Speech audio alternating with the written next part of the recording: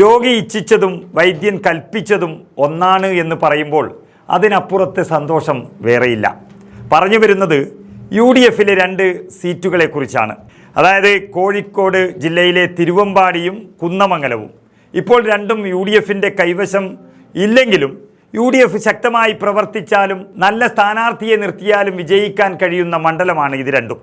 അതിലിപ്പോൾ വന്നിരിക്കുന്ന മാറ്റം എന്ന് പറയുന്നത് തിരുവമ്പാടി മുസ്ലിം ലീഗാണ് മത്സരിച്ചു കൊണ്ടിരിക്കുന്നത്, കുന്നമംഗലം കോൺഗ്രസും മത്സരിച്ചു കൊണ്ടിരിക്കുന്നു. എന്നാൽ രണ്ടിടത്തും പരാജയപ്പെട്ടുകൊണ്ടിരിക്കുകയാണ്. അതിനാണ് മാറ്റം വന്നിരിക്കുന്നത്.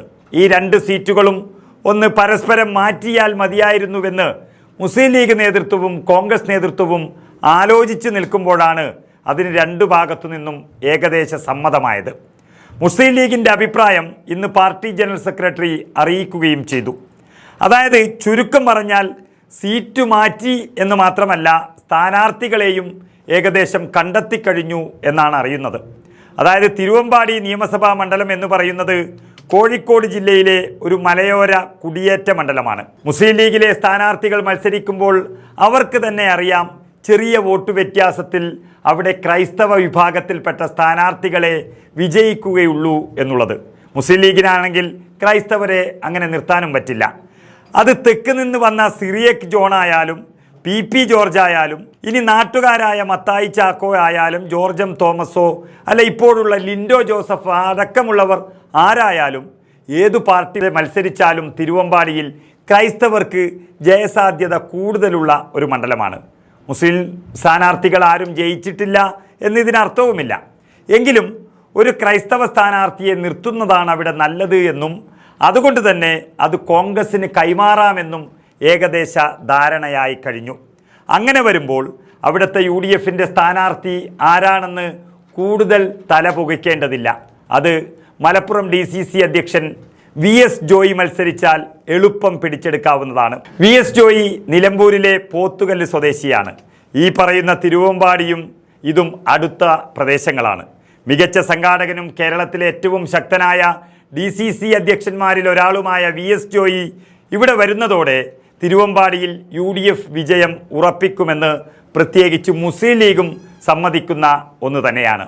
ഇപ്പോൾ തിരുവമ്പാടി MLA ആയിട്ടുള്ള ലിൻഡോ ജോസഫ് 4600 വോട്ടിന് കഷ്ടിച്ച് രക്ഷപ്പെട്ടതാണ്. എന്നാൽ അതിനുശേഷം നടന്ന ലോക്സഭാ തിരഞ്ഞെടുപ്പിൽ വയനാട് ലോക്സഭാ മണ്ഡലത്തിൽപ്പെടുന്ന ഈ തിരുവമ്പാടിയിൽ 50000 വോട്ടിന് മുകളിലാണ് രാഹുൽ ഗാന്ധിക്കും പ്രിയങ്ക ഗാന്ധിക്കുമുള്ള ഭൂരിപക്ഷം. മാത്രമല്ല ഇത്തവണ എന്ത് വില കൊടുത്തും തിരുവമ്പാടി നിയമസഭാ മണ്ഡലം പിടിക്കണമെന്നുള്ളത് പ്രിയങ്ക ഗാന്ധിയുടെ കൂടി തീരുമാനമാണ്.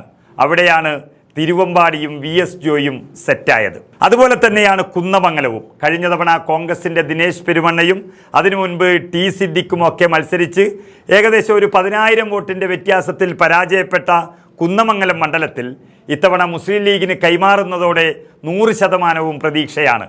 മാത്രമല്ല കുന്നമംഗലത്തിൻ്റെ നായകൻ എന്ന് പറയുന്ന മണ്ഡലത്തിലേറെ സ്വാധീനമുള്ള ഇപ്പോഴത്തെ MLA PTA റഹീം 3 തവണ കുന്നമംഗലത്ത് നേടിയ വിജയം അത് UDFിനെ പഴയ സ്വാധീനത്തിൽ നിന്നും അകറ്റിയിട്ടുണ്ട്. PTA റഹീം പ്രായാധിക്യം കാരണം ഇത്തവണ മാറി നിൽക്കും എന്നാണ് അറിയുന്നത്.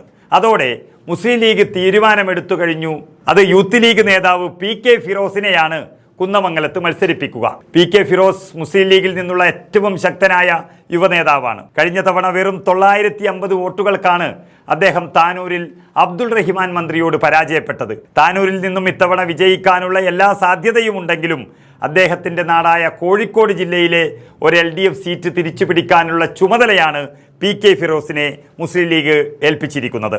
അതായത് കോഴിക്കോട് ജില്ലയിൽ ഇത്തവണ ആകെയുള്ള 13 സീറ്റുകളിൽ 10ഓളം സീറ്റുകൾ നേടുമെന്ന് ഉറപ്പിക്കുന്നതിൻ്റെ ഭാഗമായി UDF PK ഫിറോസിനെ അങ്ങോട്ട് മാറ്റുകയും മലപ്പുറം ജില്ലയിൽ ശക്തമായ UDF തരംഗത്തിൽ താനൂരടക്കം UDFിന് ലഭിക്കും എന്നുള്ളൊരു സർവേ പ്രകാരമാണ് ഫിറോസ് കുന്നമംഗലത്ത് എത്തുന്നത്. ഏതായാലും തിരുവമ്പാടിയും കുന്നമംഗലവും വെച്ചുമാറുന്നു എന്ന് മാത്രമല്ല 2 കിടിലൻ യുവനേതാക്കളെ മത്സരിപ്പിച്ച് വിജയിപ്പിച്ചെടുക്കാമെന്നുള്ള പ്രതീക്ഷയും UDF കൈക്കൊണ്ടിരിക്കുകയാണ്.